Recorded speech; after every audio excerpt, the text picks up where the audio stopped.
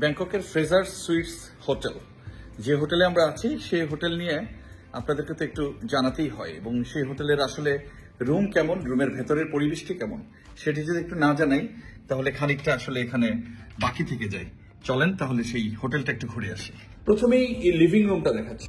এখানে বসে লম্বা সময় ধরে আয়েশ করে টিভি দেখার সুযোগটা যেমন আছে, বাজার সদাই করে কেনাকাটা করে ফ্রিজ স্টোর করা যাবে, আছে একটা ইলেকট্রিক বার্নার, চাইলে আপনি আপনার মতো করে রান্নাও করতে পারেন। এই যে সব ধরনের কাটলারিজ এই ড্রয়ারের ভেতরে, চপার বোর্ড, এবং সব শেষে প্লেট, বাটি, প্যান সবকিছু এখানে আছে। আরো মজার ব্যাপার হচ্ছে ওভেনটা তো এখানে আছেই, সেই সঙ্গে এখানে আছে একটা ওয়াশিং মেশিন।